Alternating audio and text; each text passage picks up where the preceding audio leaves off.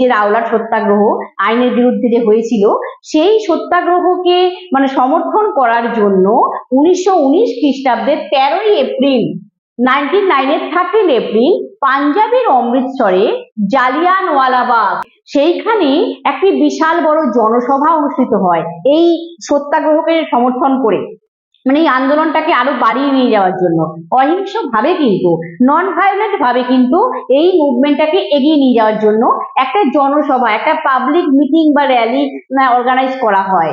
এবং সেই জনসভার মধ্যে কিন্তু প্রচুর প্রচুর নিরস্ত্র প্রতিবাদী মানুষ সামিল হয়, মানে আনআর্মড যারা প্রোটেস্ট করেছিল, যারা নিরস্ত্র, কোনো অস্ত্র তাদের হাতে ছিল না, তারা শুধুমাত্র প্রতিবাদ করেছিল অহিংসভাবে, নন ভায়োলেন্ট। কিন্তু ব্রিটিশ সরকার এই জনসভাকে বন্ধ করার জন্য তারা কিন্তু হিংসার আশ্রয় নিয়েছিল। তারা কিন্তু খুবই কঠোর দমনমূলক নীতি গ্রহণ করেছিল, মানে খুবই স্ট্রিক্ট রিপ্রেসিভ পলিসি অ্যাপ্লাই করেছিল এই জনসভা, এই র্যালিকে বন্ধ করার জন্য। তারা কি করেছিল, এই ব্রিটিশ সেনাবাহিনীর কমান্ডার যিনি ছিলেন ডায়ার, তার নেতৃত্বে তিনি তার লিডারশিপে সেনাবাহিনীরা কি করেছিল, পুরো জালিয়ানওয়ালাবাগকে ঘিরে ফেলেছিল, এনসার্কেল করে ফেলেছিল।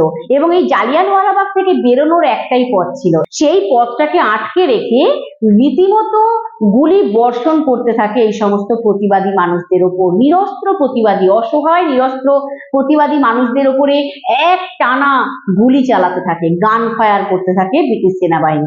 আর তখন হঠাৎ এই আক্রমণে জনগণ কি করবে, প্রচুর মানুষ তো, তারা মানে ভয় পেয়ে গিয়ে প্রচুর মানুষ এই গুলি বর্ষণে তারা মারা যায়, আহত হয়। মানে ভয়ঙ্কর একটা নিষ্ঠুর হত্যাকাণ্ড, একটা ক্রুয়েল একটা ম্যাসাকার হয়েছিল জালিয়ানওয়ালাবাগে। এই যে হত্যাকাণ্ড, এই যে বর্বর হত্যাকাণ্ড, সেই হত্যাকাণ্ডের বিরুদ্ধে সারা ভারতবর্ষ গর্জে উঠেছিল, পুরো ইন্ডিয়াতে তখন প্রতিবাদ হয়ে উঠেছিল, স্বাধীনতা আন্দোলনে একটা নতুন মোড় এনেছিল।